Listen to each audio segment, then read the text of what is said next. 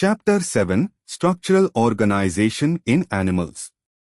पिछले चैप्टर्स में हमने एनिमल किंगडम के बहुत सारे ऑर्गेनिजम्स के बारे में पढ़ा था जो यूनिसेल्यूलर भी थे और मल्टीसेल्यूलर भी।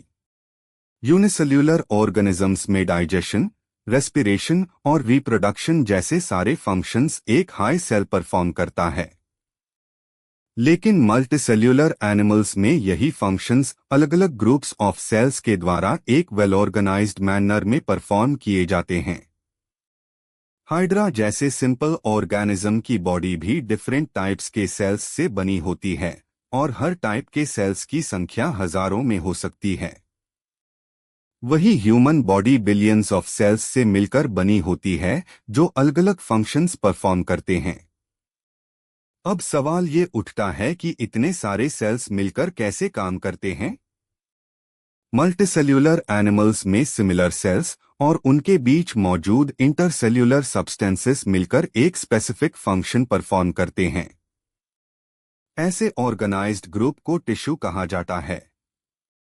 यानी टिश्यू सिमिलर सेल्स का एक ग्रुप होता है जो मिलकर एक पर्टिकुलर काम करता है। आपको जानकर हैरानी होगी कि सभी कॉम्प्लेक्स एनिमल्स सिर्फ 4 बेसिक टिश्यूज से बने होते हैं। ये टिश्यूज एक स्पेसिफिक प्रोपोर्शन और पैटर्न में ऑर्गेनाइज होकर ऑर्गन्स बनते हैं, जैसे स्टमक, लंग्स, हार्ट और किडनी। जब 2 या 2 से अधिक ऑर्गन्स मिलकर किसी कॉमन फंक्शन को परफॉर्म करते हैं तब ऑर्गन सिस्टम का निर्माण होता है, जैसे डाइजेस्टिव सिस्टम और respiratory system. Cells, tissues, organs और ऑर्गन सिस्टम्स मिलकर बॉडी में डिवीजन ऑफ लेबर को दिखाते हैं।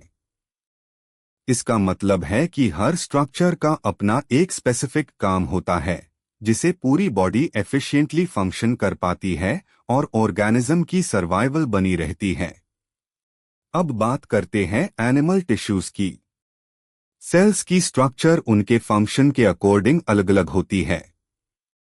इसी वजह से टिश्यूज भी डिफरेंट टाइप्स के होते हैं। एनिमल टिश्यूज को मुख्य रूप से 4 कैटेगरीज में क्लासिफाई किया गया है।